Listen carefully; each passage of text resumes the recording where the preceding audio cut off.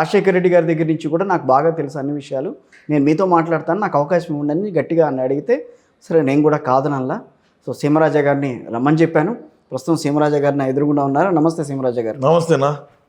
ఇప్పుడు రాజశేఖర రెడ్డి గారి హయాంలోనే ఇవన్నీ వచ్చినాయి. సాక్షి కానీ, లేదంటే ఈ భారతీయ సిమెంట్ కానీ, సరస్వతి కానీ అన్నీ కూడా కదా మేము ప్రయత్నం చేసింది. మరి 11 పడినాం. ఇంకా అదే లైన్లో ఉన్నారు. ఇంకా అదే తగ్గేదేలే. అన్నను ముఖ్యమంత్రిని చేసే వరకు నా పోరాటం ఆగదు. ఆ రోజు చెప్పినా ఈ రోజు చెప్తాం. 29 అధికారంలోకి వస్తారా? 39లో అంటే 11 స్థానాల నుంచి ఎప్పుడు లేయాలి సార్?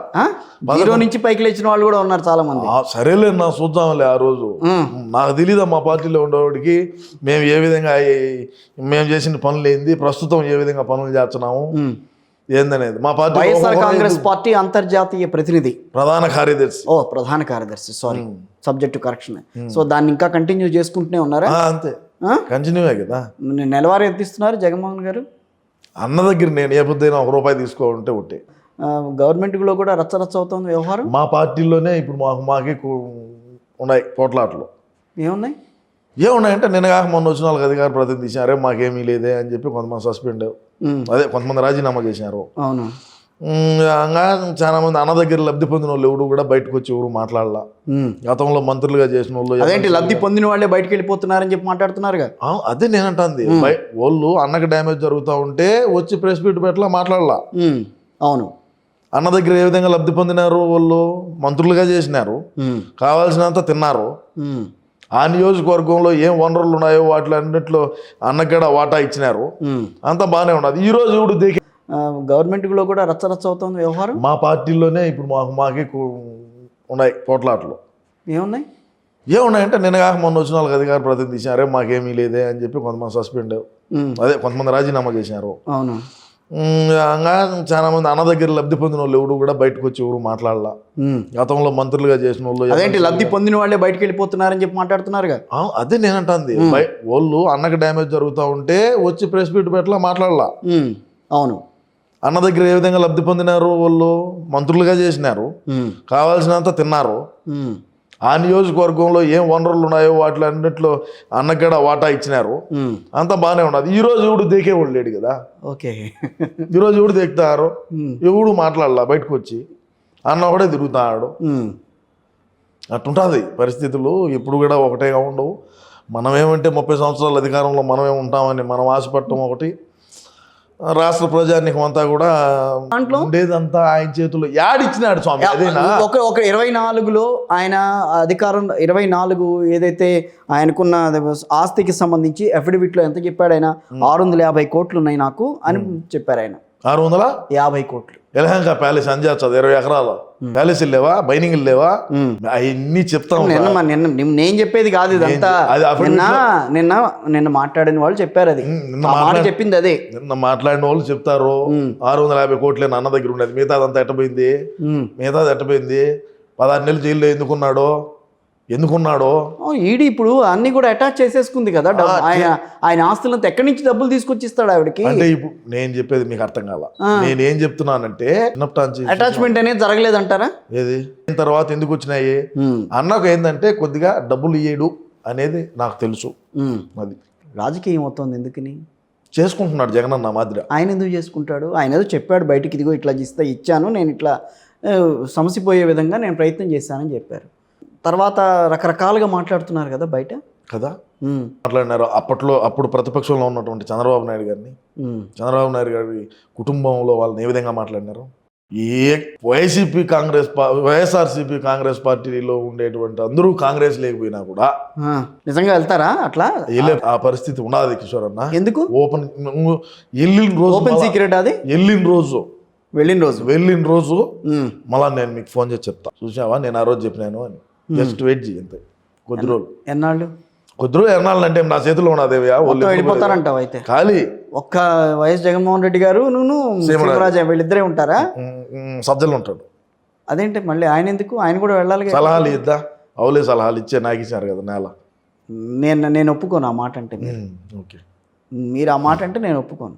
ఎందుకంటే 5 ఏళ్ల పాటు ఆయన సలహాలు ఇవ్వబట్టే పార్టీని ఆ రకంగా ముందుకు తీసుకెళ్ళి. రాకపోతే ఆ ఓటమి అనేది వేరు. అది రాజకీయాల్లో ఓటమి గెలుపులు అనేవి ఎవరు చెప్పలేరు. నేను ఒకటి చెప్తా ఏంటావా, ఇప్పుడు నువ్వు ఏదన్నా సంఘటన జరిగితే అది బాధాకరం, ఓకే, నేనే కాదనడంలే.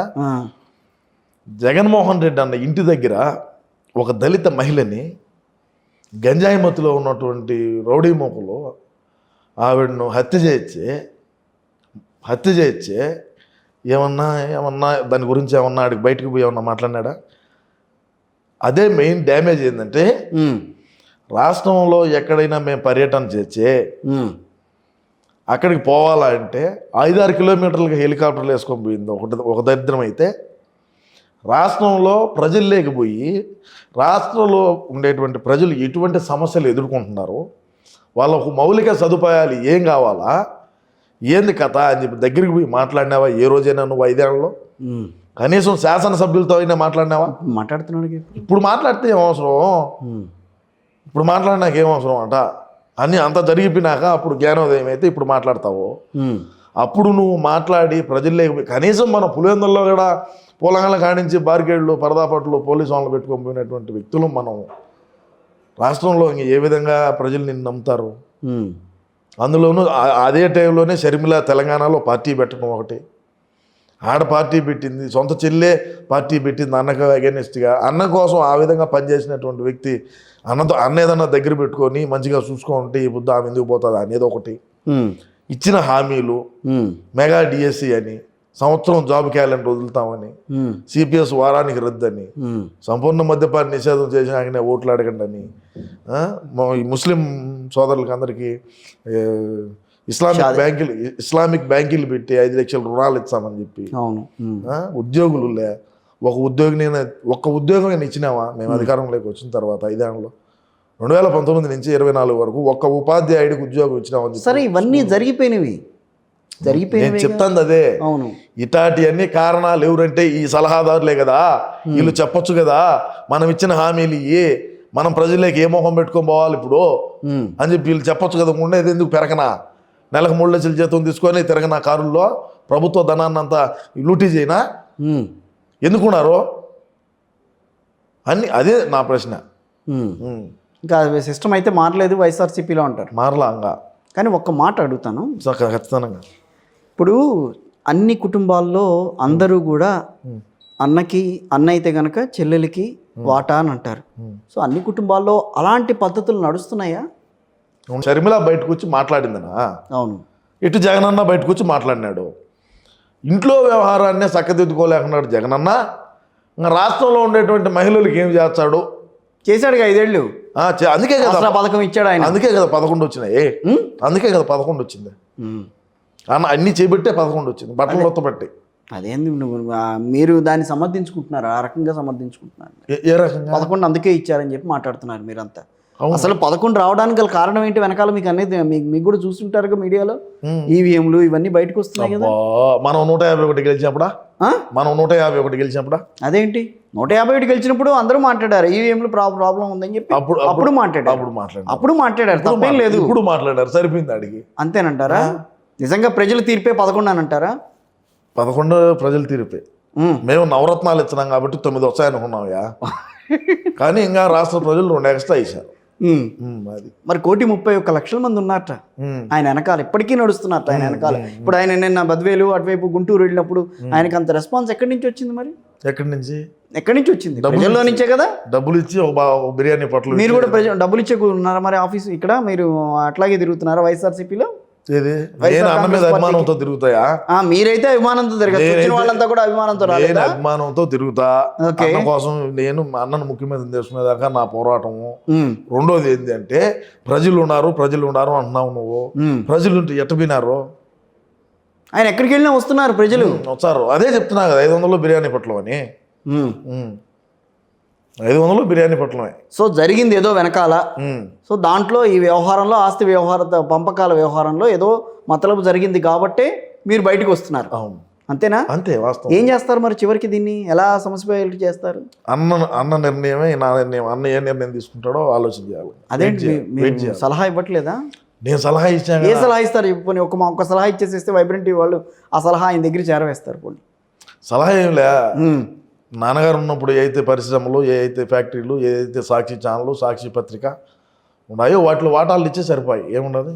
వాటాలు ఇస్తా ఆల్రెడీ రాసుకున్న వాటాలే అవన్నీ. నేను ఈయన కదా ఇప్పుడు చెప్తాంది, అవన్నీ రాసుకున్న వాటాలేట. నాయన ఉన్నప్పుడు ఇచ్చాననే చెప్పినాడు. అవును. ఇప్పుడు ఈయన చెప్తానులా ఏమో పార్టీ ఈ మాదిరి నాకు డ్యామేజ్ చేసింది, నేనేంది ఇంకా షర్మిలాకి ఇచ్చేది. నిజమే కదా, డ్యామేజ్ చేయటం ఏంటి? ఏంది డ్యామేజ్ చేయటము? జగన్ డ్యామేజ్ చేయొచ్చు అట్లా? అంటే నువ్వు ముఖ్యమంత్రి వ్యక్తి ఆయన షర్మిల 5 ఏళ్ళు ముఖ్యమంత్రిగా పనిచేశాడు ఆంధ్రప్రదేశ్ రాష్ట్రానికి. ప్రస్తుతానికి ఏమో శాసనసభ్యుడే కదా. శాసనసభ్యుడే. షర్మిలకు తెలివి ఎక్కువ, ఒకటి గుర్తుపెట్టుకోండి. ఓకే, ఆయనకి తెలియలేదు. షర్మిల మా ఆవిడ మాత్రలు వేసుకుంటాడు, అది వేరే విషయం. దాని గురించి ఏనుకుంటే ఆయన ఇష్టం. ఆయన ముఖ్యమంత్రి, మాజీ ముఖ్యమంత్రి. ఆయన నేను సలహా ఇవ్వటమే మన పార్టీ అధ్యక్షుడు. సలహా 2009 నుంచి 2010 నుంచి పార్టీ నడుపుకుంటూ వస్తున్నాడు ఆయన. సరే, ఓకే. ఆయన తెలీదా ఇలాంటి ఎత్తుపల్లాల గురించి? ఆయనకి అవగాహన లేదా? తెలిసే ఇట్టుండేది. అన్న బయటకు వచ్చినాడంటే నేను బయటకు వచ్చేదే, అన్న ప్రెస్ మీట్ పెడితే నేను పెట్టేదే. ఎందుకంటే అన్న ఏదన్నా తప్పులు మాట్లాడతాడు, పాపం తెలుగు సరిగా చదవలేడు. తప్పులు మాట్లాడినప్పుడు మళ్ళా ఈ మీమర్స్కో ట్రోల్స్కో వాళ్ళకు ఉపయోగపడతాయి. ఉపయోగపడకుండా నేను మళ్ళీ దాన్ని కవరప్ చేసుకుంటా ముందుకు పోతా. మా పార్టీలో ఎవరు ప్రెస్ మీట్ పెట్టినా కూడా నిజాలు నిర్భయంగా మాట్లాడేటువంటి వ్యక్తిని నేను. సో అందుకని తప్పకుండా మా పార్టీకి డ్యామేజ్ జరిగిన కాడల్లా నేనైతే ఉంటాను. విశ్వసనీయతకి అర్థం వైఎస్ఆర్ కాంగ్రెస్ పార్టీ అని చెప్పి మాట్లాడుతున్నారు. మరి అదే ఉంది, నడుస్తోందేమో ఇప్పుడు కూడా. అంతే కదా? అంతే, మీ హయాంలో అదే నడుస్తుంది. అదే నడుస్తుంది. ఎవరు నమ్మాలి, అందరూ నమ్ముతున్నారు కాబట్టి ప్రజలు వైఎస్ఆర్ కాంగ్రెస్ పార్టీని ఇంట్లో కూర్చోబెట్టారు అనుకోవాలా? అంతే. మీరు పైకి తీసుకొస్తారు రేపు రాబోయే? నేను ఖచ్చితంగా పైకి తీసుకొస్తా. మళ్ళీ ఎప్పుడు వస్తారు మా దగ్గరికి? చూద్దాం, ఒక సంవత్సరం కానీ ఈ కూటమి ప్రభుత్వాన్ని ఆ రోజు వస్తా. అదే నేను అన్నాను, 1 year తర్వాత అలా కలుద్దాం. ఈ ఫలాలన్నీ మరి చూసిన తర్వాత కలుస్తాను. అలా కలుద్దాం, అది విషయం. ఈ లోపల ఎక్కడన్నా టీడీపీలో జాయిన్ అవుతారేమో అని నా ఉద్దేశం. అసలు మరి ఎట్లా తిండి అవన్నీ మీకు?